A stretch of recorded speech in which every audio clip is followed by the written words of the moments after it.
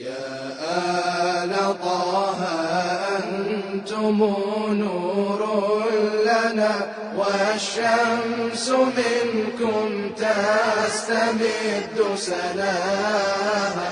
الخير كل الخير عند ولائكم، وبكم نجاة النفس حين رداها. نفسي تسلم للنبي ولاها، المصطفى المبعوث من علياها. ولمن بحقه هل أتى قد نازلت، وبخيبر تشهد له قتلاها. ولفاطم الطهر التي قد أفطمت عن الأذى والنار موالاها. ولشبل حيدرة الإمام المجتبى، كل الخلائق جوده غطاها. ولمن بكته الجن والإنس، ومن ناحت عليه ملائك بسماها. ولتسعة ولد الحسين. أعوذ بالله من الشيطان الرجيم. بسم الله الرحمن الرحيم. اللهم صل على محمد وآل محمد. اللهم صل على محمد وآل محمد. اللهم صل على محمد وآل محمد. اللهم صل على محمد وآل محمد. Tuan wa akhwatul aizah, seperti biasa sebelum kita masuk ke dalam majelis, dianjurkan kepada setiap pembawa majelis untuk kita mengalunkan, membuat diri kita masuk ke Karbala, hijrah 1000 tahun yang lalu. Hadirkan hati kita, sedikit al-fakir mungkin pandu bagaimana syair yang dilantunkan malam-malam terakhir sebelum kesyahidan Imam Al-Husain wa aulad Al-Husain wa Ali bin Husain wa ashab Al-Husain. Syair di mana kematian adalah bukanlah satu hal yang hina. Apabila melihat bahwa al-mautu aula min uqubil 'ari, bahwa kematian jauh lebih mulia dibanding kehinaan. Wal-aru aula min dukhulin nar, dan kehinaan juga jauh lebih mulia dibanding dukhulin nar, dibanding masuk dalam api neraka. Ana al-Husain ibn Ali, dan aku adalah Husain putra Ali, anti ala dinin Nabi. Apapun yang ingin kalian lakukan, aku akan tetap bersama agama Nabi. Al-mautu awla min rukubil 'ari. Bersama-sama. Al-mautu awla min rukubil 'ari. Al-mautu awla min rukubil 'ari. Wal-'aru awla min dukhulin nar.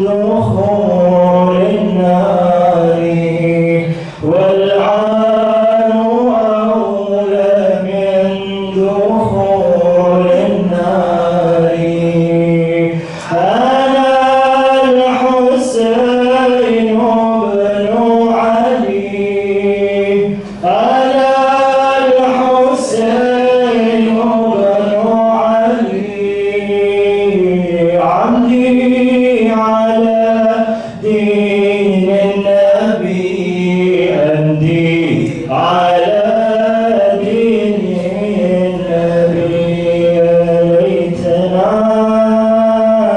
يا ليتنا كنا معكم سادتي سنفوز فوزا عظيما السلام عليك يا عبد الله وعلى الأرواح التي حلت بفنائك ارفع صوتكم عليكم منا جميعا سلام الله أبدا ما بقينا وبقي الليل والنهار ولا جعله الله آخر العهد منا لزيارتكم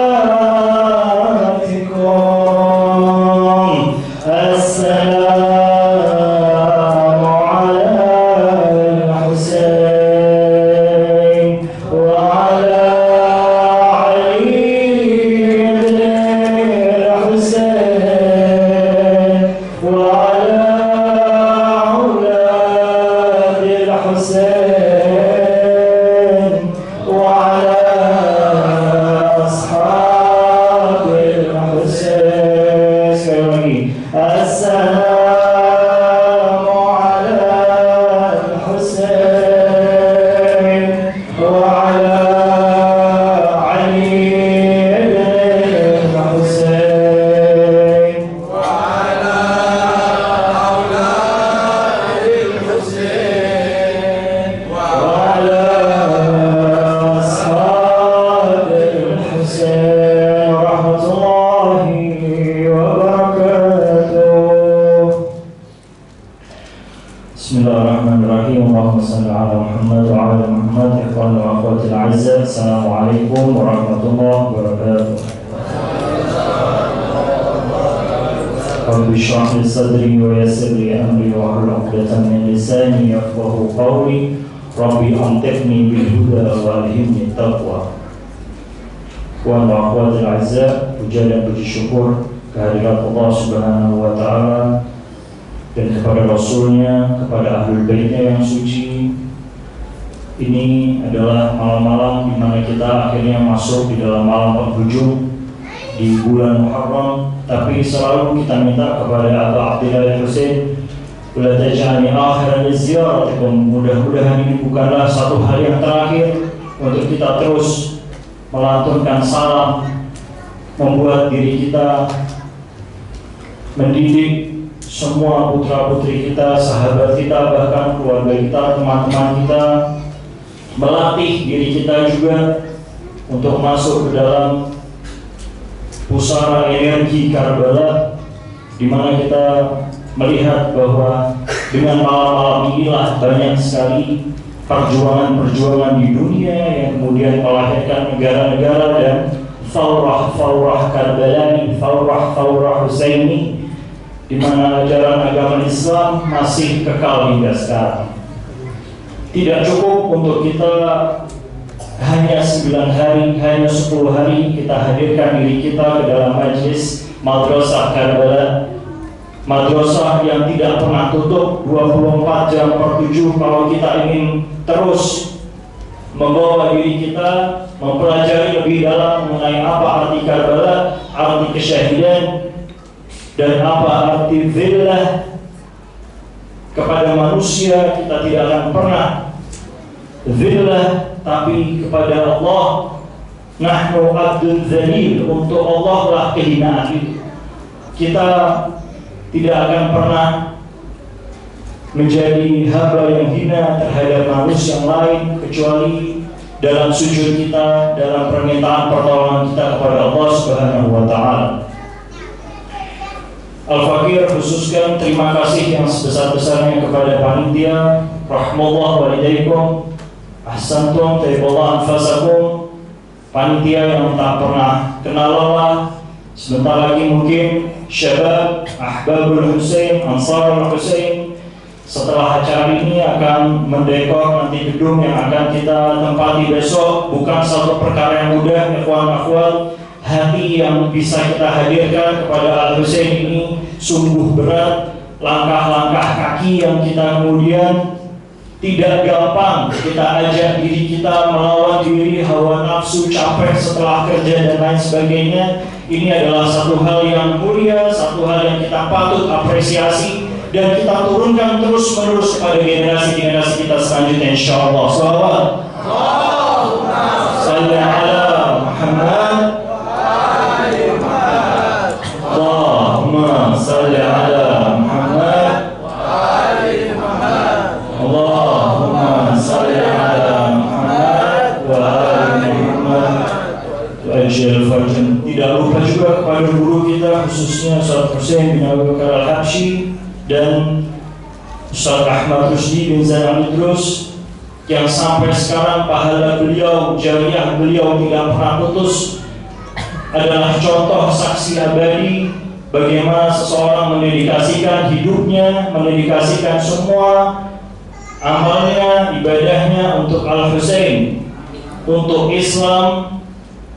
Dan nyatanya sampai sekarang apa yang beliau sampaikan dalam majelis amben yang tadinya kecil hanya beberapa orang bisa wangi, bisa terus membuat generasi-generasi pecinta Ahlul Bait semakin berkah, semakin mengharumkan kota-kota yang tidak hanya di Surabaya tapi juga kota-kota di sekitar Surabaya. Kita ikutkan semuanya, alhamdulillah. Nuhdi thawab al-Fatihah wa qablaha salawat. Allahumma salli ala Muhammad wa ali Muhammad.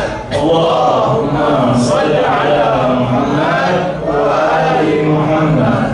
Allahumma salli ala Muhammad wa ali Muhammad. Bismillahirrahmanirrahim. Ya na'budu wa iyyaka nasta'in.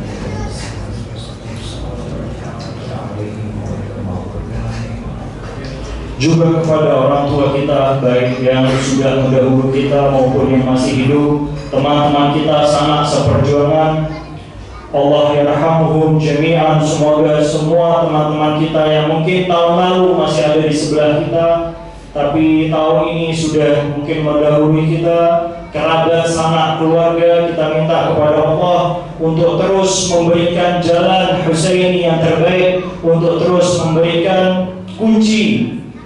Kita minta kepada Sayyidul Syabab Ahlul Jannah untuk memberikan kunci surga kepada mereka semuanya. Semoga kita juga nanti apabila Allah berikan sedikit umur kita, mungkin tidak panjang lagi umur kita, kita dipertemukan kembali kepada mereka, guru-guru kita, Ustaz Husain, Ustaz Rusdi dan semua yang sudah mendahului kita, kepada satu surga yang khusus di dalamnya disambut oleh Al-Husain alaihi salam. Shalawat Allahumma salli ala Muhammad wa ali Muhammad. Allahumma salli ala Muhammad wa ali Muhammad. Allahumma salli ala Muhammad wa ajil farajahum. Ikhwan wa akhwatul a'izzah, inilah nikmat yang kita mungkin dalam beberapa hari kemarin sudah sempat juga mendapatkan muhadarah tentang nikmat. Sedikit Al-Fakir berikan muqaddimah bagaimana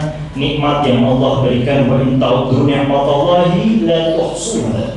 Kalau kita mau hitung nikmat Allah itu tidak akan pernah ada habisnya. Baru mau kita hitung, baru kita syukuri sedikit, Allah akan kasih tambahan lagi. Kita tidak tahu harga satu gigi ini kurang lebih 8 juta, 10 juta. Harga dengkul ini kita punya ini miliaran. Hati, jantung, paru kita ini semua diberikan gratis. Kalau kita mungkin tahu bahasa sekarang ini seperti pay letter, tapi kalau kita syukuri, maka Allah terus berikan semuanya, tidak ada habisnya. Wa in ta'uddu ni'matallahi la tuhsuha, termasuk nikmat yang paling azim, yang paling utama adalah bagaimana kita bisa duduk mempercayai satu kejadian, satu hal yang sudah 1000 tahun yang lamanya, sudah mungkin orang melihat bahwa ini hanya mitos, hanya legend, hanya satu hal yang tidak pernah kemudian disematkan dalam tradisi sejarah-sejarah orang-orang yang menang. Malah mungkin Bani Abbasiyah, Fatimiyah, Utsmaniyah, dan Umayyah, karena mereka mungkin dilihat menang dalam tanda kutip di dalam peperangan Thawrah Karbala, baik sebelum maupun sesudah Al-Husain. Nyatanya sejarah orang-orang yang mereka nilai kalah justru masih terus zalat til'an, sampai sekarang justru semakin membara. Ini adalah satu nikmat yang juga kita tidak boleh berhenti untuk hadith, karena kita dianjurkan untuk fa'amma bi ni'mati rabbika fahaddits. Nikmat yang kita bukan kemudian mau ngajak orang dalam azab, tidak, ini adalah nikmat. Kita ingin membagi kenikmatan kita ini kepada mereka yang mungkin belum pernah mendapatkan kenikmatan yang seperti ini. Dalam sujud setelah membaca doa ziarah Asyura, Allahumma lakal hamdu hamdas syakirin. Ya Allah, ini kita terima kasih yang seperti apa lagi ya Allah? Hamdas syakirin ya Allah, seperti orang-orang yang suka bersyukur kepadamu. Laka ala musabir, yang kita bersyukur atas musibah yang dilanda oleh mereka. Alhamdulillahil azim ya raziyat. Ini makna yang harus kita mungkin sedikit demi sedikit terjemahkan ke dalam bahasa Indonesia agar kita lebih ngena dalam membaca aurat, dalam membaca zikir-zikir, doa dan ziarah. Nikmat yang kemudian kita minta kapan? Ketika nanti yaumul wurud. Allahumma rzuqna syafa'atul Husain. Kapan yaumul wurud? Adalah hari di mana la yanfa'u malun wala banun. Tidak guna kita punya anak banyak, punya mal banyak, punya harta-harta yang banyak, illa man atallaha biqalbin salim, kecuali yang diberikan oleh Allah hati-hati yang selamat. Siapa hati yang selamat? Dia yang mengucapkan ziarah-ziarah kepada Ahlul Bait, maka akan didatangi di dalam yaumul wurud kita. Mereka berjanji, barang siapa yang kalian menziarahiku, menziarahi keluargaku, menziarahi kakekku Rasulullah, keluargaku semuanya, akan kami datangi Anda di saat yaumul wurud, di saat kalian sangat butuh terhadap syafaat. Tidak ada lagi yang bisa kita naiki. Kita mau naik mobil, nggak ada di sana. Dan kita tidak pernah tahu berapa lama yaumul wurud ini bisa berselang. Tidak ada satupun yang bisa memberikan kisi-kisi atau mungkin silabus bagaimana kita nanti dalam pelajaran yaumul barzakh, di saat kita yaumul wurud nanti kira-kira Anda kurang lebih 3.500 tahun atau mungkin 1 tahun di sana, 1 malam di sana, 1000 hari di sini dan lain sebagainya. Itu merupakan hanya kiasan yang kita diberikan oleh Allah, ketidaktahuan untuk kita bisa mencintai Ahlul Bait. Demi apa? Untuk diri kita sendiri nanti di saat yaumul wurud. Dan ini gunanya kita datang, gunanya kita memberikan nikmat yang di luar dari nikmat jasmani, nikmat rohani yang juga kita bagikan kepada sanak saudara, anak, tetangga, teman-teman kita, bahkan teman-teman yang ada di media sosial kita. Ini adalah satu nikmat. Bukan kita kemudian mau menjadi dalam tanda kutip misionaris, kemudian memberikan banyak hal untuk mereka kemudian masuk ke dalam ajaran akidah ini dan lain sebagainya. Kita hanya ingin membagikan nikmat. Karena nikmat ini tidak hanya berupa hal-hal yang kita lihat fisik, materialis, tapi ada juga nikmat dalam kita menangisi satu musibah yang ternyata musibah itu didedikasikan khusus untuk umat Rasulullah Shallallahu Alaihi Wasallam.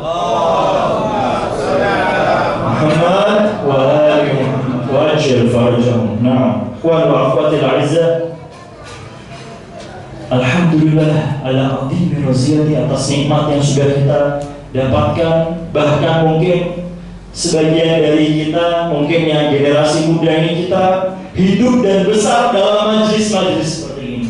Tidak pernah absen orang tua kita di dalam memberikan doktrin tentang bagaimana cinta kepada Ahlul Bait, dan alhamdulillah sampai sekarang doktrin tersebut kemudian bisa meresap ke dalam hati diri kita, sanubari kita, berdampak tidak hanya kepada diri kita, tapi juga ke dalam bagaimana cara kita berpikir logis dalam membaca sejarah, dalam mengenal Islam, dan juga dalam mengenal diri kita sendiri. Karena sejatinya kata Rasulullah SAW lewat wasinya Ali bin Abi Thalib, man arafa nafsah faqad arafa rabbah.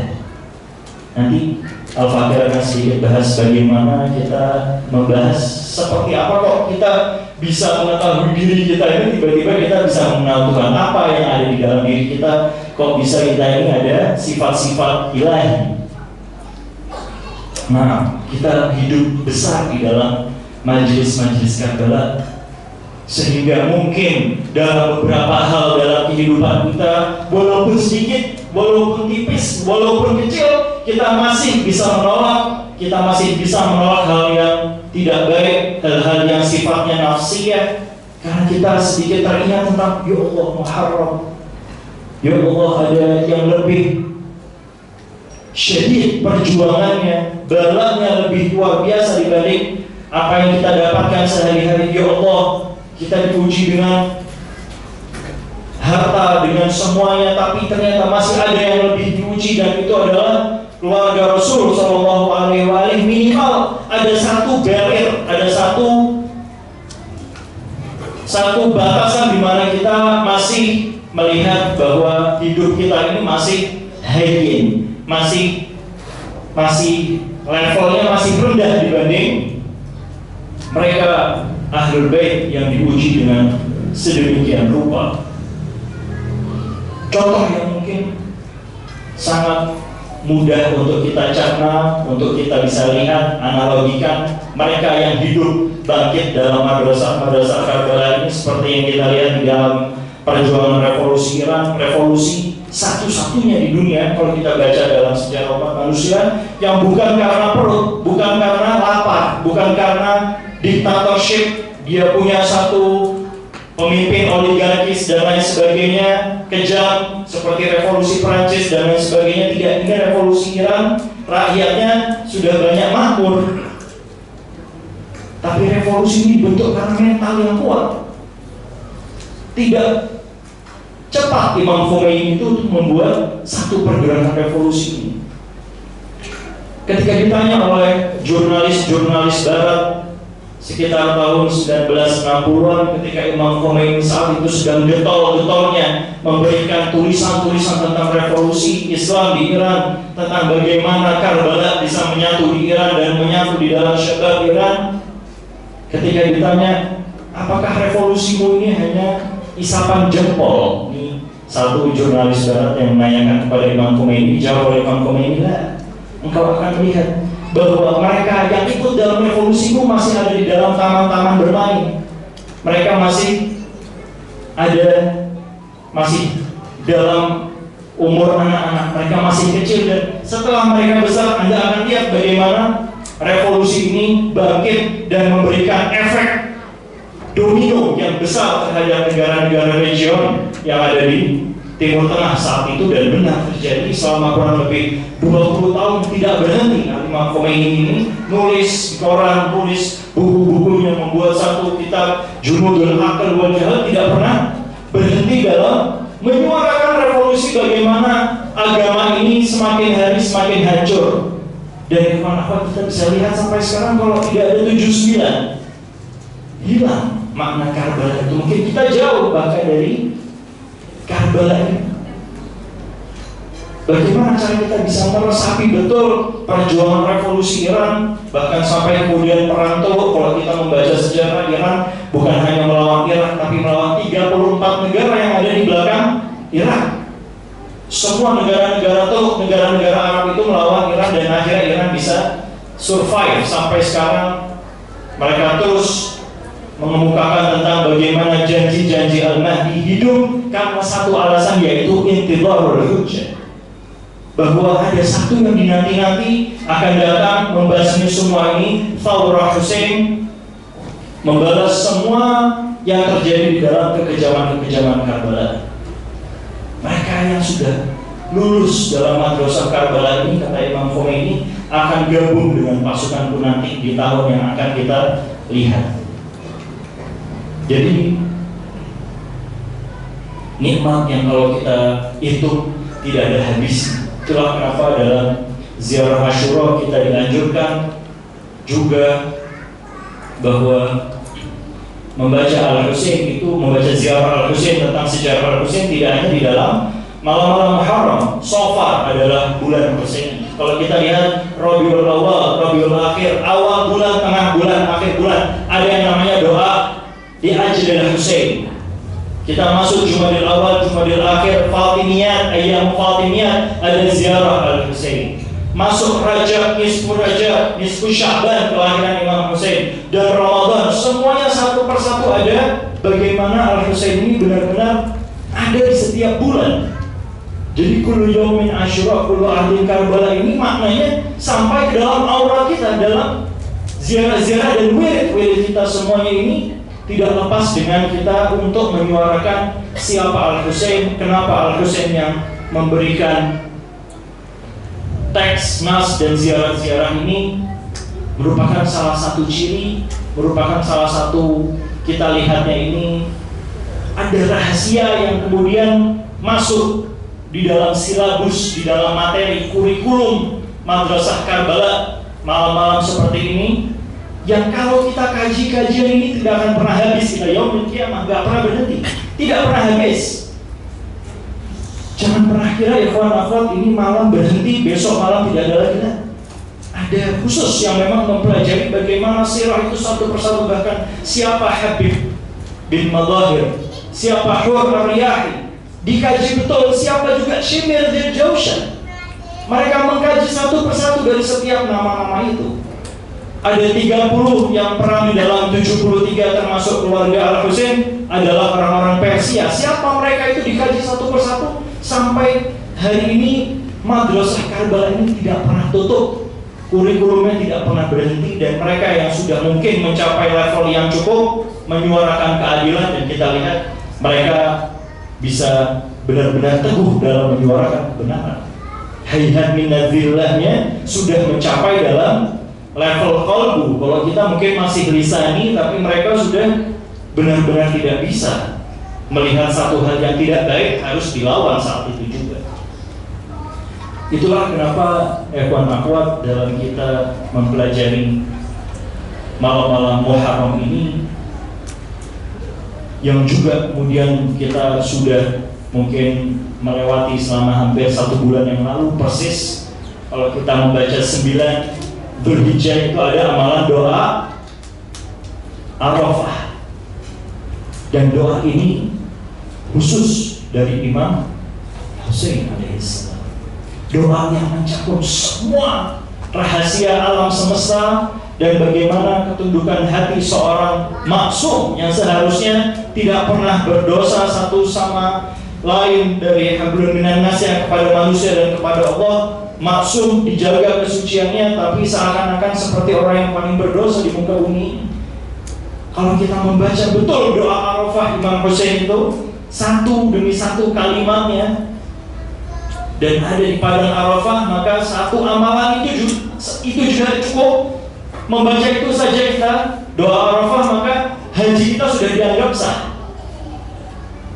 Memahami betul doa Arafah di malam 10 Dzulhijjah, doa Arafah sudah dihitung sebagai haji yang makbul di sisi Allah. Itulah kenapa Al-Imam Husain dalam sebagian sejarah cendekiawan mengatakan bahwa hajinya Imam Husain itu batal karena tidak sampai 10 Dzulhijjah, karena mendengar kesyahidan Muslimin Aqil, langsung keluarga Kafilatul Husaini jalan ke Kufah. Tapi dalam riwayat yang masyhur mengatakan bahwa Al-Husain sudah melaksanakan hajinya, melaksanakan Arafahnya, mengetahui betul bagaimana fikih-fikih haji itu dilaksanakan, baru kemudian kita harus melakukan haji yang sempurna dengan kita berkorban, yaitu mengorbankan semuanya ke Allah Subhanahu wa taala fisabilillah. Jadi kurbannya bukan kita kurban, kalau kita mungkin kurban hewan ternak dan lain sebagainya, tapi yang dikorbankan oleh Al-Husain tidak ada satupun manusia yang sanggup mengorbankan keluarga dan sahabat-sahabat tercintanya. Nah, man arafa nafsah faqad arafa rabbah. Ini masih mukadimah insyaallah, karena tadi maktamnya kita mundur di belakang, Al-Fakir sedikit panjangkan karena memang penting untuk kita ketahui, untuk kita rangkumkan apa yang kita dapatkan selama 9 hari ke belakang. Man arafa nafsah faqad arafa rabbah. Barang siapa yang bisa mengetahui dirinya, maka dia bisa mengetahui Tuhan. Ya ikhwan akhwat, kita tidak pernah terlepas dari pelajaran akidah selama 10 hari terakhir. Bahkan mungkin tahun lalu 10 hari ya juga tidak pernah terlepas dalam ajaran pelajaran akidah. Tidak pernah kita melepaskan diri untuk kemudian semakin hari sisa nafas yang kita miliki ini tidak pernah kita lepas untuk belajar mengetahui, mengenal tentang Tuhannya manusia. Kalau kita kemudian analogikan bagaimana arafa nafsah faqad arafa rabbah, kita melihat satu doa di Mafatihul Jinan karangan Syekh Abbas Al-Qumi yang kita sering baca, tapi mungkin sekarang sudah banyak lewat handphone. Tapi mungkin boleh ikhwan akhwat sekali-kali kita buka Mafatihul Jinan, kembali buka kitabnya, lihat kata demi kata bagaimana Imam Ali Zainal Abidin As-Sajjad memberikan satu persatu kalimat tersebut dan kemudian dikombine oleh Imam Baqir alaihissalam dan disusun semuanya oleh Imam Ja'far Shadiq. Dibentuklah satu kitab oleh Syekh Abbas Al-Qumi dalam Mafatihul Jinan atau kunci-kunci surga ini. Dalam salah satu doanya, riwayat dari Imam Hasan Askari atau doa Zamanul Ghibah, nanti boleh dicek. Zamanul Ghibah ini doanya tidak begitu panjang, tapi 3 kalimat yang Al-Fakir kira ini cukup untuk menjadi muqaddimah bagaimana cara kita bisa mengenal siapa Tuhan kita, yaitu Allahumma arifni nafsak fa in lam tu'arifni nafsak lam a'rif rasulah. Jadi ya Allah, berikanlah kami pengetahuan, arifni nafsak, tentang bagaimana jiwamu ini ya Allah.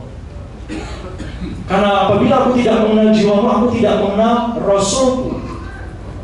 Allahumma arifni rasulah fa in lam tu'arifni rasulah lam a'rif hujjatak. Ya Allah, berikanlah kami pengetahuan untuk mengenal Rasulmu. Karena apabila kita tidak mengenal siapa Rasulmu, lam a'rif hujjatak, siapa hujjahmu itu kami tidak bisa mengenalnya. Dan yang ketiga, Allahumma arifni hujjatak fa in lam tu'arifni hujjatak dalaltu an dini. Ini mungkin agak sedikit kita lihat ke belakang bagaimana pelajaran kita tentang akidah, bagaimana kita kok hanya masalah hujjah sesat kita punya agama.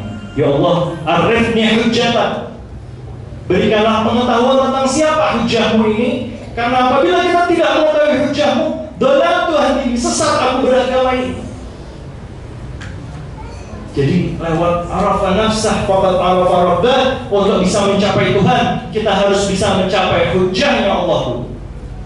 Siapa hujjah Allah fi ardi di zaman kita saat ini, di zamanul ghibah ini dicantumkan bahwa sesat kita kalau kita tidak mengenal siapa hujjah kita ini, yaitu sahibul asri wal zaman.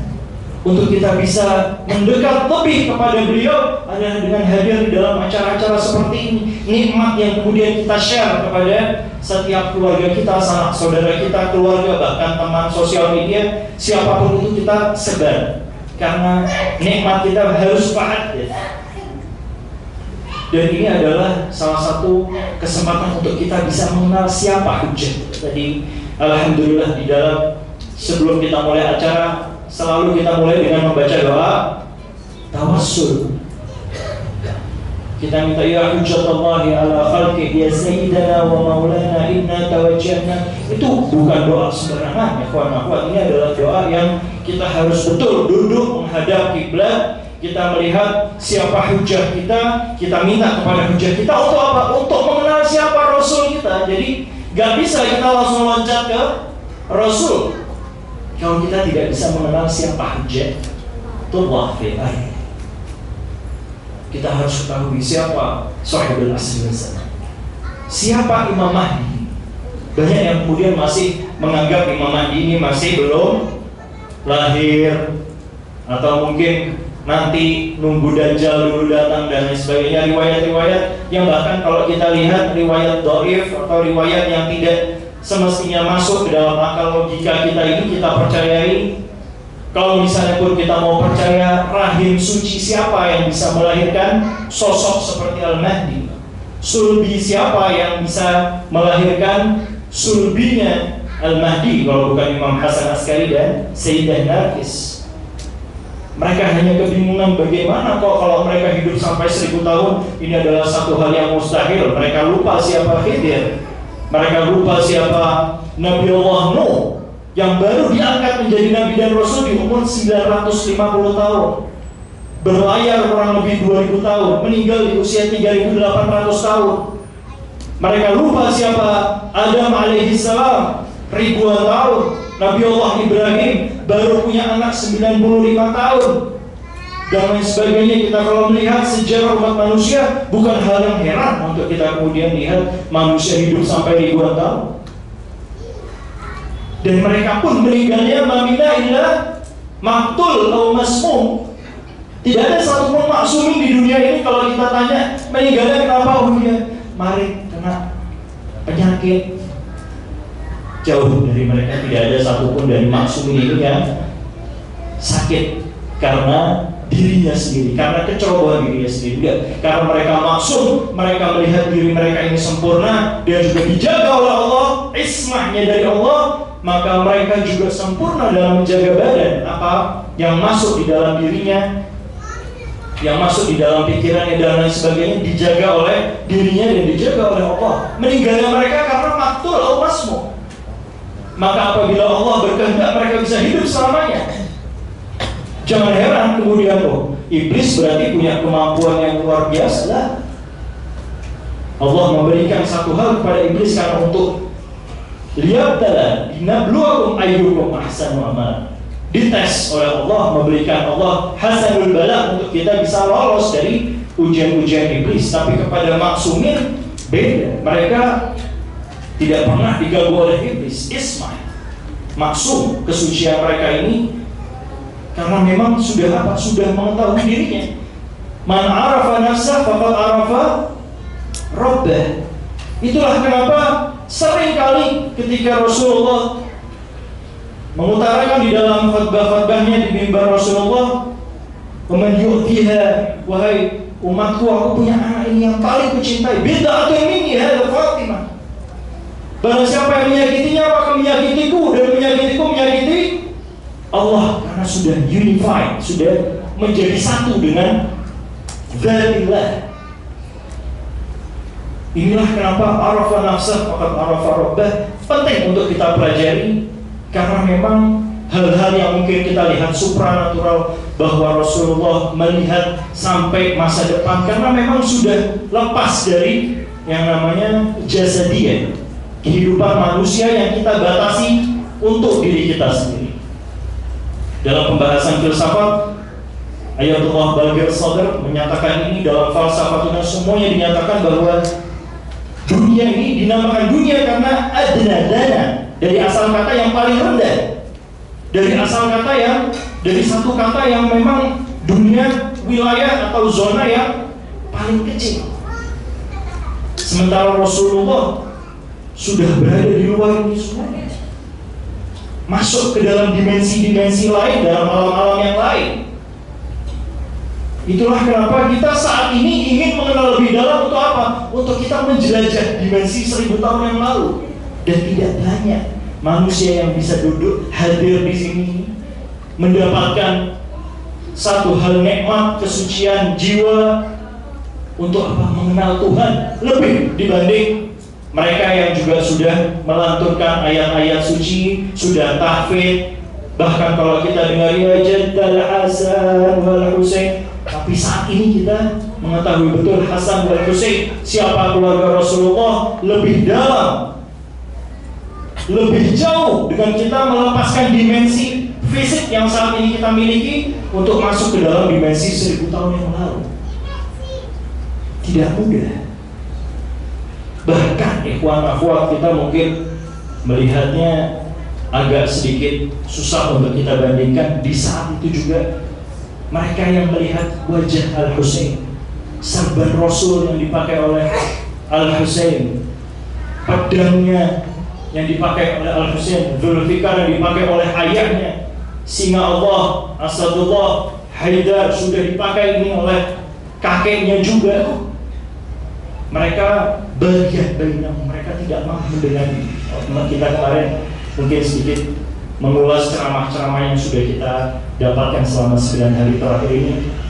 Ceramah-ceramah ghali, ceramah-ceramah yang kita bisa masukkan untuk diri kita dan kita evaluasi setiap bulan, setiap hari untuk mengenal diri kita dulu, baru bisa mengenal Allah Subhanahu wa Ta'ala. Caranya dengan kita mengenal hujjahnya, mengenal Rasulnya, baru kita mengenal nafsullah. Sehingga mutlak ajaran kita, madrasah kita di dalam malam-malam ini sempurna. Kita melihat Al-Husain adalah sebenarnya nafsullah, mereka yang benar-benar sudah menyatu dengan Allah. Dan inilah kita mungkin kalau membaca sedikit di dalam ziarah warith ini masuk dalam pembahasan. Tadi sedikit mukadimah, baru kita masuk dalam pembahasan. Dalam ziarah warith kita membaca Assalamu ala Adam ya warith Adam sifwatillah ya warith Nuhin nabiyillah. Setelah kita membaca itu, ziarah ini distruktur dengan baik, dikonstruk dengan kalimat-kalimat yang sempurna oleh orang yang sempurna, lewat lisan yang sempurna, Imam Baqir alaihi salam, Imam Ja'far as-Sadiq. Kemudian kita melihat sampai pada satu kata, Asyhadu annaka kunta nuran fil aslab syamikhah. Aku bersaksi bahwa engkau ini adalah nuran fil aslab syamikhah. Lam tunajjiskal jahiliyah. Nuran fil aslab syamikhah ini apa artinya? Cahaya dari sulbi yang tidak pernah kotor. Ini artinya kita kembalikan ke dalam satu riwayatnya Rasulullah ketika nanya kepada sahabatnya Jabir bin Abdullah Ansari, wahai Jabir, apakah engkau tahu apa makhluk yang pertama diciptakan oleh Allah? Ya Rasulullah, engkau lebih tahu atas segala sesuatu. Itulah Nur Muhammad sallallahu alaihi wasallam. Yang diciptakan oleh Allah pertama kali adalah sebelum segala sesuatu, awal makhlukin barza fil alam. Ini kita baca di dalam Simtud Durar. Ini kita maulid kita juga perlu kita dalami makna dari Simtud Durar ini. Sebenarnya adalah kaidah terselubung bagaimana mengenal Ahlul Bait dan bagaimana ternyata nuran fil aslab syamikhah yang merupakan wujud, kalau kita lihat menjadi manusia adalah Al-Husain yang merupakan cucu dari Rasulullah, cahaya pertama di muka bumi, di alam semesta ini bahkan yang diciptakan. Dan kami bersaksi asyhadu annaka kunta nuran fil aslab syamikhah wal arhamil mutahharah, dan dari rahimmu ini keluar, engkau ini keluar dari rahim-rahim yang suci. Lam tunajjiskal jahiliyatu bi anjasiha, tidak pernah tersentuh najis. Walam tulbiska fil mudlam himati thiyabiha, tidak pernah akan memakai baju-baju atau masuk di dalam pakaianmu ini satu hal yang tidak baik. Wa asyhadu annaka min da'aimiddin, dan engkau ini adalah termasuk tiang-tiang agama. Jadi ini adalah satu hal yang kalau kita lihat, orang taunya bahwa as-salat imaduddin, tiang agama, tapi ini kita mengatakan bahwa engkaulah da'aimuddin itu. Engkaulah ya Husain adalah tiang-tiang agama yang berdiri. Yang kita tahu selalu kita dengarkan Husain min wa ana min Husain, al-Islam Muhammadiyatul Bada, dimulai oleh Muhammad, wa Husainiyatul Baqa, dikekalkan oleh Al-Husain. Engkau wahai Husain adalah da'aimuddin, tiang-tiang agama yang kokoh.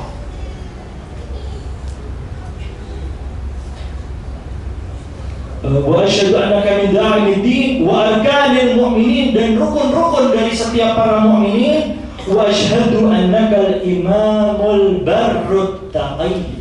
Ini yang akan kita masuk di dalam pembahasan apa yang kemudian disematkan oleh ziarah warith ini oleh Imam Baqir alaihissalam kepada kakeknya Al-Husain. Jadi Husain ini wa ana min Husain ini kalau kita artikan lebih dalam, banyak sekali arti yang kita bisa dapatkan dari satu hadis, dari satu kalimat-kalimat Rasulullah SAW, bahwa Husain ini wa ana min Husain, ajaran maksum ini satu-satunya di dunia, tidak pernah di dalam ajaran agama manapun yang kita lihat setelah dari ayat terakhir al-yawma akmaltu lakum, puzzle terakhir di dalam Al-Quran, bahwa agama ini harus bisa ketemu dengan cucu dari siapa yang dilanjutkan. Imam Husain ketemu dengan kakeknya, dan Al-Husain ketemu juga dengan cucunya. Siapa cucunya? Imam Muhammad Al-Baqir alaihissalam. Imam Muhammad Al-Baqir bertemu dengan cucunya Imam Musa Al-Qadim. Imam Musa ketemu dengan cucunya Imam Jawad, sampai cucunya Imam Hasan Askari bertemu juga dengan kakeknya Imam Mahdi, bertemu dengan Imam Ali Al-Hadi. Begitu juga untuk apa? Untuk mengekalkan, untuk mengetahui bahwa 12 Ithna Asyariyah ini adalah keturunan yang sempurna, tidak ada celah, anti peluru. Kalau kita lihat bulletproof ajaran dari Rasulullah ke Amirul Mukminin Hasan wal Husain, pada cucunya Al-Husain Al-Baqir, Imam Ali Zainal Abidin Al-Baqir, sampai ke 12, mereka tidak pernah tidak melihat kakeknya, dan ajaran ini yang kemudian menjadi estafet kesempurnaan dalam ajaran cinta terhadap Ahlul Bait. Jadi hampir tidak pernah, bahkan tidak pernah ada satupun yang kalau kita lihat di dalam ajaran agama manapun, Injil saat Nabi Allah Isa diangkat ke langit, kemudian 12 santonya dibunuh, masuk ke Nabi Allah Musa alaihissalam, 12 kohennya juga kemudian dibunuh, diselewengkan arti makna Taurat dan lain sebagainya. Satu persatu ini mereka ada satu missing link, sehingga kemudian tidak sempurna ajaran agamanya. Tapi ajaran agama Islam sampai sekarang utuh, karena kita mengenal siapa hujah kita, hujatullah fil ardi, untuk kemudian mengenal Nabi kita, dan kita mengenal Allah Subhanahu wa ta'ala. Nah, al-bir wa asyhadu annaka al-imamul barrut taqi. Ini kita baru masuk dalam pembahasan dari malam hari ini yang harus kita kemudian rangkum, dan inilah makna, salah satu mungkin makna yang kita lihat di dalam ajaran Asyura, di dalam malam-malam Muharram. Dan kita sering membaca ayat ini juga, kita lihat juga mungkin di dalam Al-Quran, dan mungkin pengertian kita selama ini dalam membaca ayat ini masih tidak clear, masih harus dalam pemahaman yang lebih dalam. Tapi di dalam tafsir Durrul Manthur oleh Al-Imam Suyuti, bahkan ini dari saudara kita Ahlus Sunnah yang menyatakan tentang satu ayat di surat Ali Imran. Bismillahirrahmanirrahim. Lan tanalul birra hatta tunfiqu mimma tuhibbun fa innallaha alim. Apa kata Allah Subhanahu wa taala? Lan. Allah mulai ayat ini dengan kata tegas. Bukan lam, bukan la, tapi menggunakan kata lan. Never, tidak akan pernah. Lan, tanalul birra, kalian mendapatkan satu hal yang baik, kalian mendapatkan satu kebaikan al-bir, hatta tunfiqu mimma tuhibbun, sampai kalian bisa menginfakkan apa sesuatu yang paling kalian cintai, tuhibbun. Wa ma tunfiqu min syai'in fa innallaha bihi alim. Jadi tidak akan pernah kita mendapatkan maqam al-bir.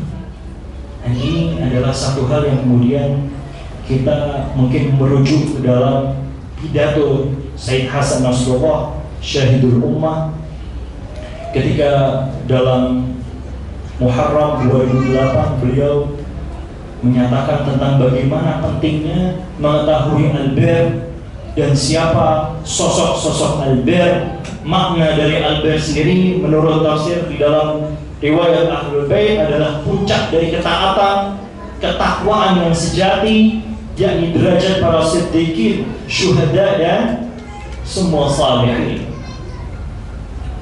Puncak dari setiap kebaikan. Itu kita mungkin kalau menerjemahkan sedikit, kita membaca di dalam Quran terjemahan depan hanya kebaikan atau kebajikan.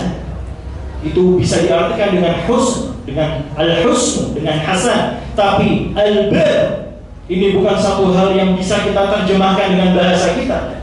Satu kebaikan di atas semua kebaikan yang lain yang bisa kita dapatkan.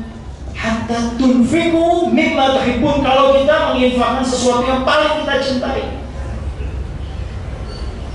Kemudian diterjemahkan, diartikan kembali di dalam ayat yang lain. Apa sebenarnya definisi al-bir? Allah di dalam surat Al-Baqarah ayat 177, Bismillahirrahmanirrahim. Laisal birra an tuwallu wujuhakum qibala al-masyriq wal maghrib, walakin al-birra man amana wa atal mala ala hubbi dzul qurba wal yatama wal masakin wa ibn as-sabil. Terus sampai akhir ayat bahwa bukanlah kalian hanya dengan menghadapkan wajah kita ke arah timur atau barat itu adalah satu hal yang baik. Artinya adalah kita dengan sholat saja tanpa mengetahui maknanya adalah satu hal yang kebaikan. Belum cukup untuk kalian bisa mendapatkan level bir itu, kecuali kalian itu beriman kepada Allah, bil yaumil akhir, dan malaikat-malaikat Allah, kitab-kitab Allah, nabi-nabi Allah dan sahabatnya, kerabatnya, keluarganya. Wa atal mala ala hubbih, dan kita memberikan semua harta kita ini kepada atas niatan cinta kita kepada Allah Subhanahu wa taala. Ini kemudian masuk juga dijelaskan oleh Imam Ja'far As-Shadiq di dalam surat Al-Insan. Bismillahirrahmanirrahim. Wa yut'imuna at'am 'ala hubbih. Tidak cukup kita kemudian hanya memberikan atal mala 'ala hubbih, kalian harus wa yut'imuna at'am 'ala hubbih miskinan wa yatiman wa asira. Innama nut'imukum liwajhillah la nuridu minkum jazaan wala syukur. Jadi ini ayat yang turun juga kepada Ahlul Bait. Ketika Ahlul Bait sampai 3 hari ketika mau buka puasa, kemudian ada yang menutup pintunya, diberikan lagi oleh Ahlul Bait. Saat itu akhirnya hanya minum saja. Besok hari kemudian mau buka puasa, ada lagi yang menutup pintunya, minta diberikan lagi nut'imuna ta'am ala hubbi. Ini akhwat, alhamdulillah kita hanya karena cinta kepada Al-Husain semua kita berikan malam ini. Ahsantum taiballahu anfusakum, kalian tidak hanya memberikan antum memberikan semua donasi-donasi yang antum terima menjadi amal ibadah antum semuanya, insyaallah. Semua yang antum berikan, mulai dari niat yang baik, mulai dari perkataan yang baik, mulai dari sharing kita dengan hal yang baik, apalagi ta'am, apalagi makanan-makanan, adalah satu hal yang kalau kita kemudian lihat, ini adalah sifat-sifat Ahlul Bait. Dan mulai kita masuk ke dalam, tipis kita mulai mengenali makna albir, tentang makna kebajikan, tentang makna yang baik di atas kebaikan yang lain. Nah, baru kemudian kata Imam Ja'far As-Shadiq alaihissalam, sudah kalian mengetahui hatta yunfiqu mimma tuhibbun, yang kalian itu, yang kalian cinta itu harus kalian berupa uang. Yang paling susah untuk kalian cari mungkin, dan setelah uang kalian nggak cukup, harus punya dengan makanan ala hubbihi. Tidak kita lihat yang lain, kita tidak minta imbalan itu, enggak jazaan wala syukur, kita hanya minta kepada Allah Subhanahu wa taala. Baru kemudian Imam Ja'far As-Shadiq kemudian menjelaskan di dalam surat At-Taubah ayat 111. Ini surat ikhwan-akhwat yang terkenal dengan surat yang Allah memberikan kemurkaan atas semua hamba-hambanya yang melakukan kesalahan, tapi juga diajarkan dengan surat Taubah ini bagaimana cara kita bisa taubatan nasuha. Di dalam ayat-ayat surat At-Taubah ini banyak sekali. Salah satunya di ayat 111, innallaha ashtara minal mu'minin anfusahum wa amwalahum bi anna lahumul jannah yuqatiluna fi sabilillah fayaqtuluna wa yuqtalun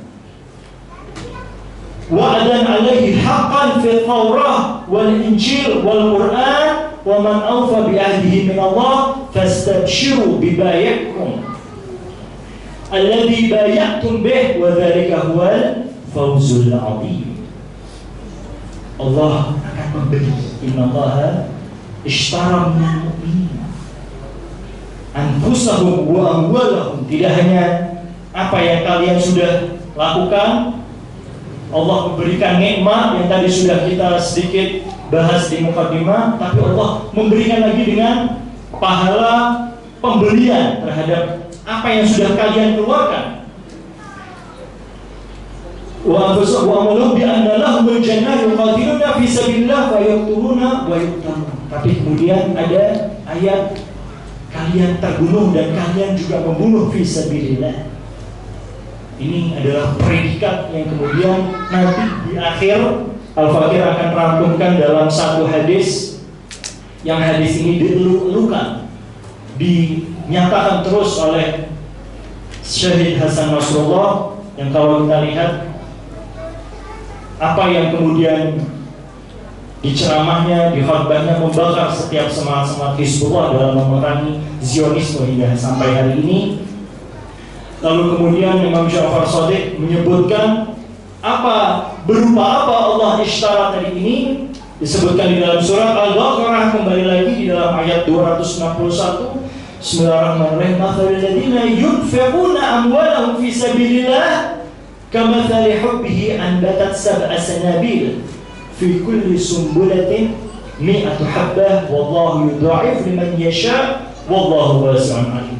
Allah akan memberikan perumpamaan nafkah tadi ini yang sudah kita berikan, hatta yunfiqu mimma tuhibbun, adalah seperti Allah memberinya dengan di surga nanti Allah akan memberinya dengan sebutir benih. Dari sebutir benih kemudian muncul 7 benih, setiap 7 benih ini fi kulli sumbulatin mi'atu habbah, 700 dikali 700 kali lipat, yang kemudian memberikan semua pahala-pahala dan juga buah-buah yang nikmat nanti insyaallah di surga. Shalawat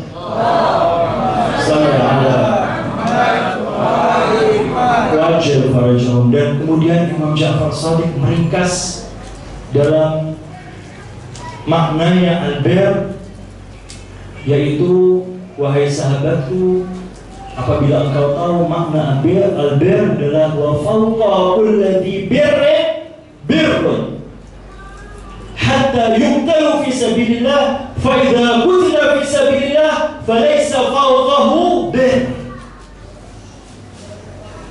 Mutlak yang paling tinggi ketika kalian sudah menginfakkan amwalahum wa fawqa kulli dhi birrun, masih ada lagi birrun yang sudah kalian tadi infakkan fi sabilillah amwalakum yut'imuna ta'am, kalian melakukan hal-hal yang soleh. Tapi ada kata Imam Ja'far Shadiq, fa idza qutila fi sabilillah falaysa fawqahu bir. Tidak ada lagi yang kemudian di atas segala semua kenikmatan, di atas segala semua kebaikan, yaitu kebaikan syahid. Dan terbukti bagaimana bahkan bangsa kita ini, bangsa Indonesia yang kita cintai ini, hidup karena perjuangan para syuhada. Dalam martir-martir kita membela pahlawan-pahlawan kita. Mereka yang teriak pantang hina ini ternyata masuk juga di dalam setiap negara-negara yang memiliki pahlawan. Dan Al-Husain alaihissalam mengetahui dirinya bukanlah diri yang sembarangan, bukan hanya manusia yang kemudian sembarangan.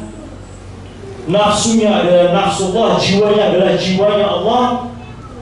Maka tidak cukup untuk Al-Husain hidup hanya memberikan kata-kata yang baik, amal yang baik, tapi semuanya diberikan. Lan tanalul birra hatta tunfiqu mimma tuhibbun. Al-Husain dan keluarganya dan ashab mengetahui betul makna al-bir, sehingga tidak ada satupun al-bir itu kalau kita terjemahkan kecuali Al-Husain alaihi salam. Salawat Allahumma shalli ala Muhammad wa ali Muhammad. Allahumma shalli ala Muhammad wa ali Muhammad.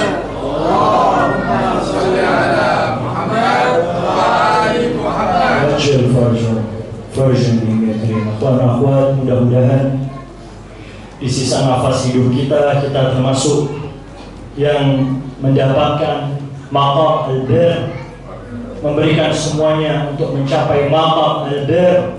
Tidak cukup untuk kita hanya menjadi mahabbatul Husain, tidak cukup untuk hubbul Husain, tapi yang diminta pamrih adalah mawaddah, adalah kecintaan yang terus-menerus, pembuktian kepada kita, kepada Ahlul Bait, bahwa kita mencintai Ahlul Bait tidak hanya lisani. Dan semoga Allah memberikan kita kesyahidan, memberikan kita matinya, minimal matinya seperti sahabat-sahabat Al-Husain, atau mungkin matinya sama seperti Al-Hur yang di dalam hari-hari terakhirnya mendapatkan hidayah yang luar biasa, taubat yang luar biasa, untuk kemudian kita bisa tiru dan menjadi satu kepada makna al-bir melalui mawaddah al-qurba. Allahumma shalli ala Muhammad wa ali Muhammad. Allahumma shalli ala Muhammad wa ali Muhammad. Allahumma shalli ala Muhammad wa ali Muhammad. Akhwat, izinkan Al-Fakir untuk kita masuk dalam dimensi 1000 tahun yang lalu. Apa yang dialami oleh keluarga Al-Husain di malam terakhir Muharram. Bismillahirrahmanirrahim. Allahumma salli ala Muhammad wa ali Muhammad. Sahara Karbala telah menjelma permadani merah yang disulam oleh untayan benang luka dan darah. Sejauh mata sang imam memandang tubuh-tubuh manusia bergelimpang, para pembela telah tak bernyawa, para putra telah merengkuh syahadat. Angin panas terus menghembuskan kemurungan, air mata para putra-putri Nabi telah mengering. Seakan tak kuasa lagi bagi mata mereka untuk menangis, seakan tiada mampu lagi bagi hati mereka untuk terluka. Tapi mereka tahu bahwa puncak kesedihan baru hendak dimulai, puncak kedukaan mereka baru hendak diuntai. Mereka harus mempersiapkan hati dan jiwa mereka untuk kedukaan maha dahsyat, di mana kecintaan dan pembela mereka tubuhnya akan disayat. Inilah yang bahkan alam semesta tak mampu menanggung deritanya. Inilah yang bahkan para malaikat ikut dirundung nestapa. Inilah puncak pengorbanan manusia mulia. Imam Hussein telah siap di atas kudanya dengan pakaian yang tertutup rapat dan diikat, dengan zulfikar yang digenggamnya erat. Ia seorang diri, sementara di seberang sana pasukan musuh tetap tak terhitung jumlahnya. Wajah-wajah garang telah siap menyerangnya, menyempurnakan puncak kebiadaban jiwa mereka. Al-Husain memandang satu persatu keluarganya yang tersisa, hingga pandangannya tertuju pada putra terkecilnya yang suaranya telah parau karena tak hentinya menangis kehausan. Ali Asghar yang berusia 6 bulan menangis parau di pangkuan Ummu Kulthum. Sang imam mengecup kening putra bungsunya itu. Ya Allah, jagalah dengan baik putraku ini. Duhai abangku, telah 3 hari tidak ada setetes air pun yang membasahi bibirnya. Suaranya bahkan telah hampir habis karena haus. Ibunya tak mampu mengeluarkan air susu, bahkan tubuhnya telah lunglai dan tak berdaya. Mendengar pernyataan Ummu Kulthum, sang imam menggendong putranya itu. Ia membawanya keluar tenda. Sesaat sang imam menatap lembut putranya, lalu menciumi leher bayi kecil itu. Imam menghadap ke arah musuh, lalu mengangkat putranya tinggi-tinggi. Duhai manusia, kalian telah membunuh para pembela dan keluargaku. Kalian ingin meneruskan perang denganku, maka teruskanlah. Kalian ingin mencekikku dengan dahaga, maka aku akan bersabar karenanya. Tapi lihatlah bayi ini, tiada salah yang dilakukannya. Tiada yang mengganggu dan berurusan dengan kalian. Kiranya berilah sedikit air padanya. Hingga belum tuntas sang imam berbicara, seorang binatang bertubuh manusia melepaskan anak panah ke arah sang bayi hingga menembus lehernya. Itu air untuk anakmu. Dia musuh yang diikuti dengan gelak tawa. Imam Hussein terhentak melihat anak panas yang telah tertancap. Sungguh tiada yang mampu menggambarkan betapa hancur dan remuknya hati Al-Husain menyaksikan putra bungsunya menggelepar di tangannya. Sungguh tiada yang mengalami bencana sebagaimana yang dialami Al-Husain saat menyaksikan mulut dan leher putranya yang masih bayi terus mengeluarkan darah. Segala pujimu, segala puji bagimu yang telah mengaruniakanku kesabaran dalam menghadapi ini semua. Duhai Tuhanku, saksikanlah betapa putraku ini telah kupersembahkan demi kebenaran hukummu. Inilah darah putraku sebagai puncak pengorbananku. Imam Hussein menempaskan darah putranya ke langit dan tiada satu tetes darah pun yang kembali ke bumi. Zainab kemudian datang mendekat pada sang kakak. Duhai abangku, tutupilah tubuhnya, aku tak kuasa memandangnya. Segera kuburkan dia, aku yakin ibunya tak akan sanggup melihat jasadnya. Imam Hussein pun menguburkan putranya. Lengkap sudah kebiadaban dan kezaliman para musuh-musuh Allah. Betapa seorang bayi suci telah menjadi puncak dari segala malapetaka. Betapa seorang bayi keturunan Rasulullah, putra sang Imam Hussein alaihissalam, telah turut berkorban demi kebenaran agama kakeknya.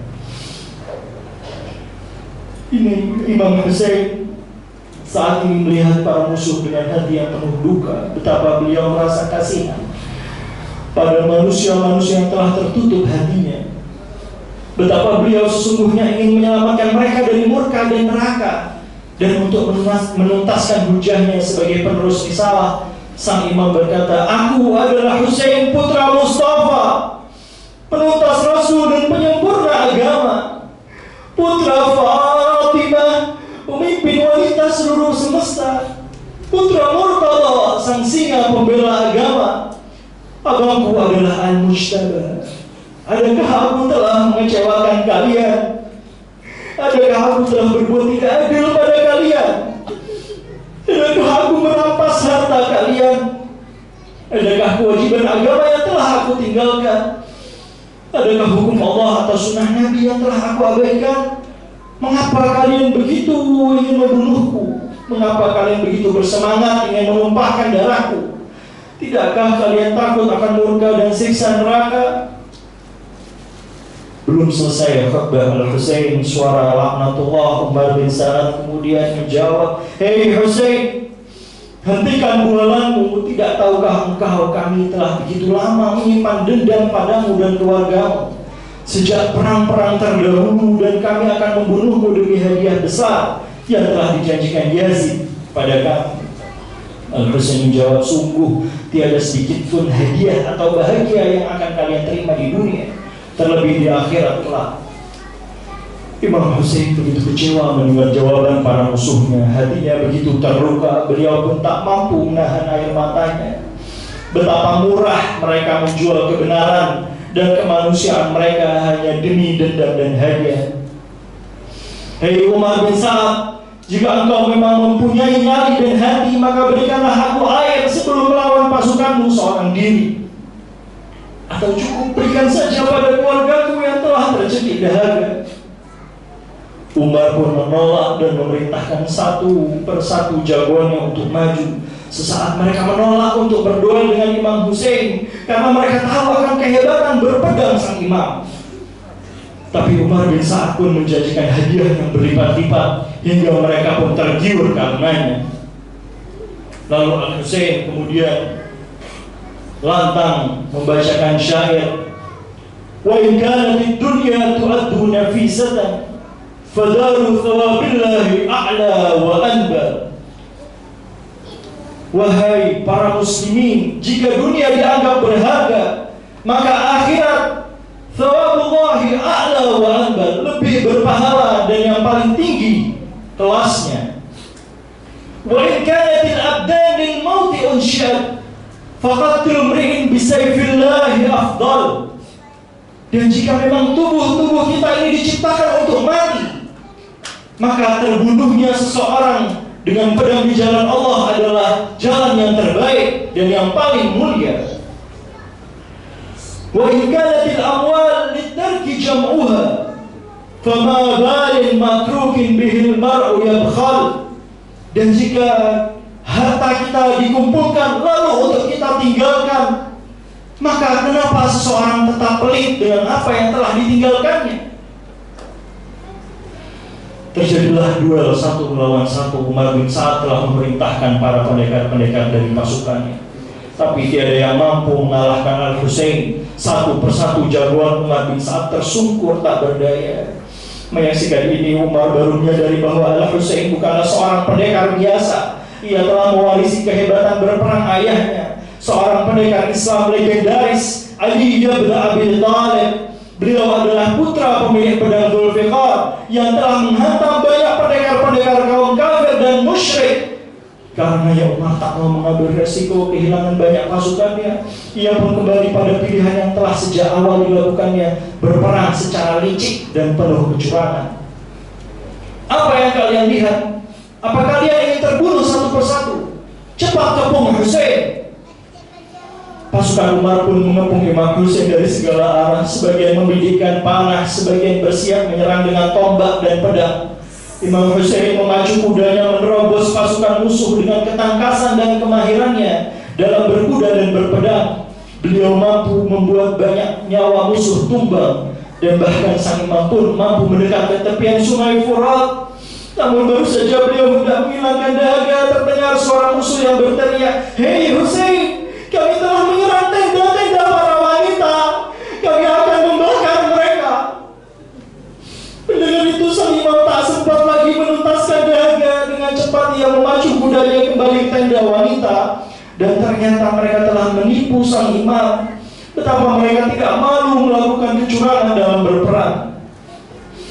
Tindakan mereka membangkitkan amarah Al-Husain yang lantas menghardik mereka. "Hei para budak Abu Sufyan, kalian tidak beragama dan tidak percaya akan hari akhirat, tapi kiranya janganlah jadi pengecut yang memalukan.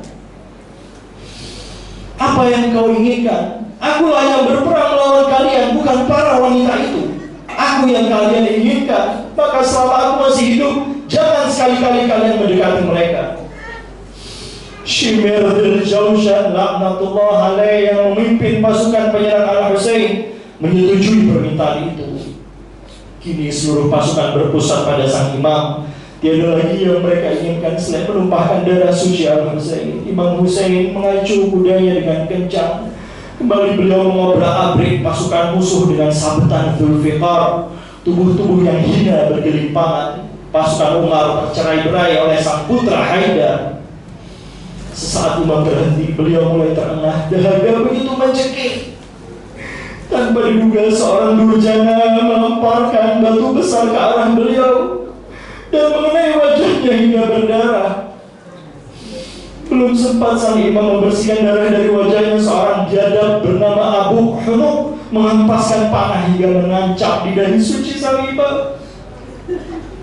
Imam menarik panah tersebut dari dahinya. La haula wa la quwwata illa billahil aliyyil azim. Panah terpatah dari dahinya, darah segar mengalir hingga janggutnya. Di saat yang sama, seorang biadab menghempaskan panah bermata tiga tepat ke arah dada Al-Husain. Darah segar kembali mengalir dari tubuhnya. Ya Allah, Kau saksikanlah bahwa mereka telah membantai satu-satunya cucu Nabi-Mu di muka bumi. Sang imam mematahkan panah itu, kini tubuhnya telah bermandikan darah. Ya Allah, mudahkanlah kematian ini. Al-Husain kembali meraup darahnya dan berkata, aku ingin segera bertemu Allah dan Rasulnya. Aku ingin segera bertemu bundaku Zahra. Dengan sisa tenaganya, sang imam kemudian memacu kuda ke arah musuh. Akulah Husain putra Ali. Aku untuk tunduk, aku tak akan sudi. Ku bela keluarga ayahku sampai mati. Aku memegang teguh agama Nabi. Amdi ala dinin Nabi. Menyaksikan ini, Umar mulai ketakutan. Shimir pun bingung. Hujani tubuhnya dengan banyak panah. Lesatkan panah beracun ke tubuhnya. Hantam dia dengan tombak kalian.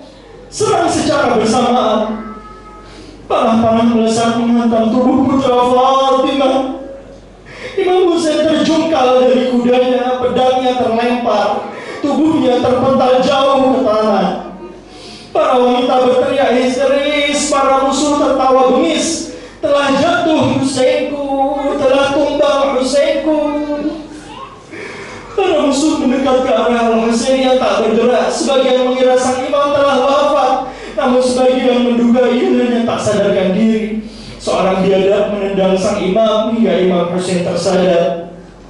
Tubuh manusia yang sering dipeluk Nabi itu kini terduduk di Sahara Karbala. Wajah dan tubuhnya penuh dengan darah.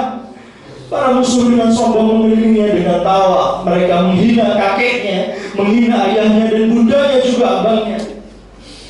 Tiba-tiba seorang anak belia datang dan berdiri tepat di depan sang imam. Ia menentang para musuh. Hei manusia terkutuk, apa yang hendak kalian lakukan pada pamanku? Itulah Qasim putra Hasan al-Mujtaba. Dengan matanya yang tajam ia menatap Bahar bin Ka'ab. Merasa terhina oleh Qasim, Bahar pun mengayunkan pedangnya. Qasim menangkis dengan tangannya hingga tangan kecil itu pun terpisah dari tubuhnya.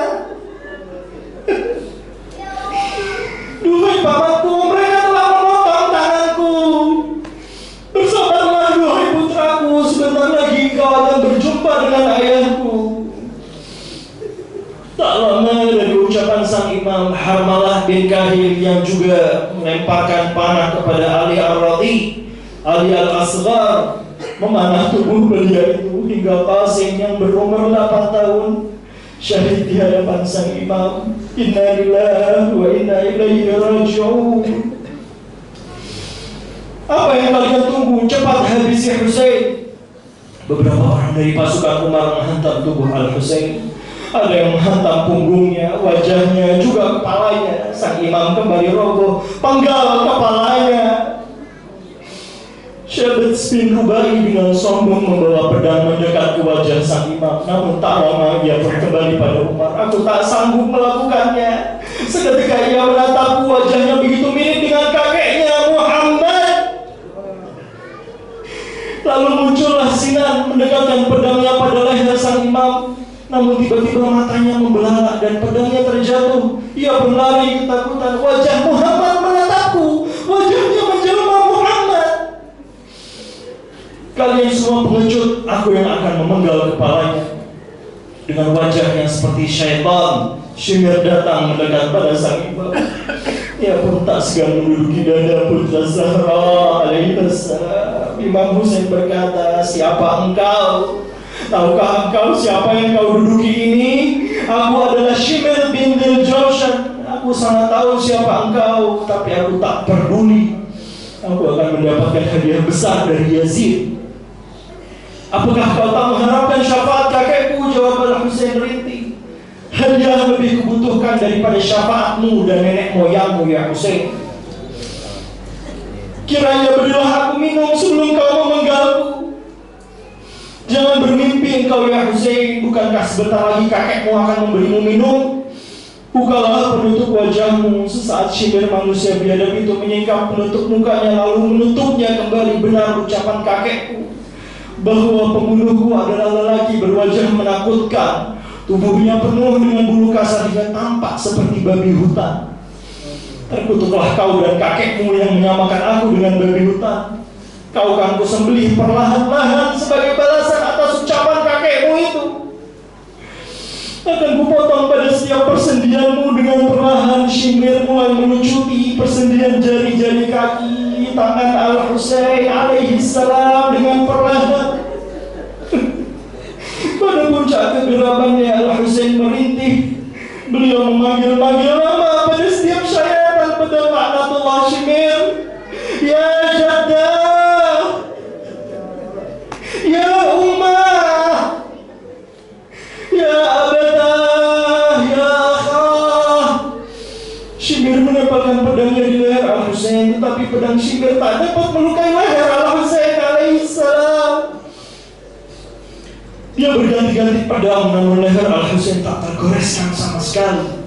Shimir berusaha menekan pedangnya di leher Al-Husain, lalu menggeleng-gelengkan kepala Al-Husain, dan tetap saja leher itu tak tergoreskan. Shimir bingung, putus asa. Kemudian datang seorang yang melihatnya berkata, itulah leher yang sering dicutupi oleh Rasulullah. Shimir kemudian membalikkan tubuh Al-Husain yang sudah tidak berdaya itu.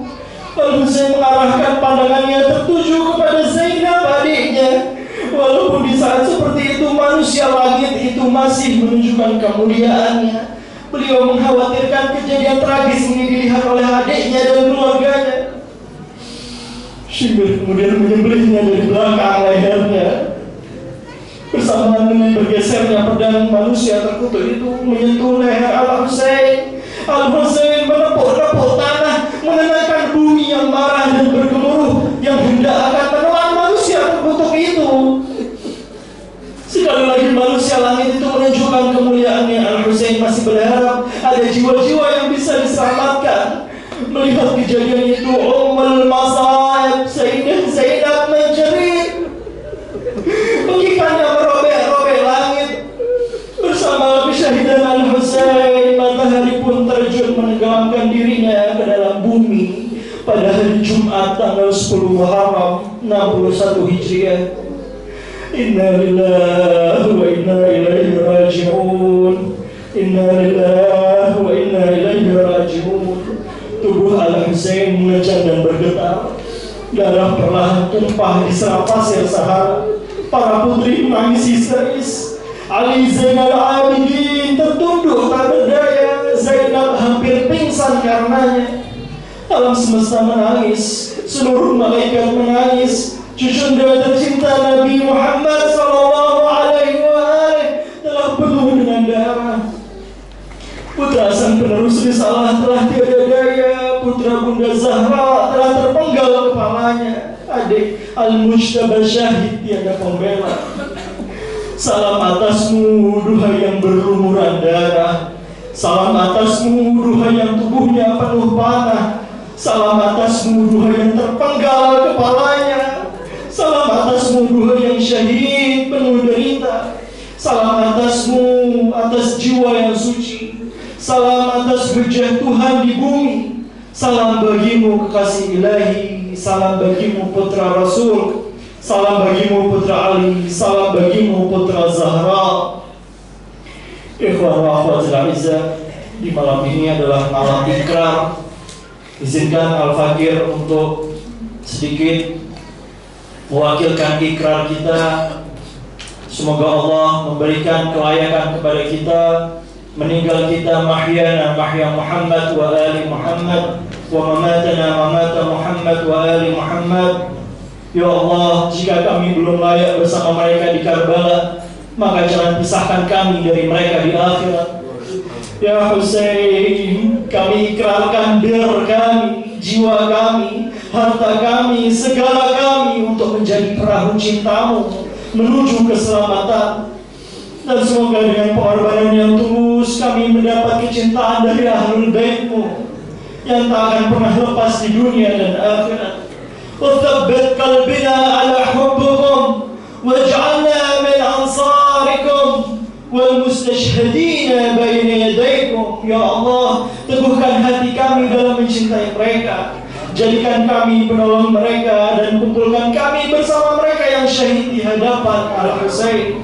Allahumma ij'alna min ansar Al-Husain wa min awliya'i ali Rasul sallallahu alaihi wa alihi.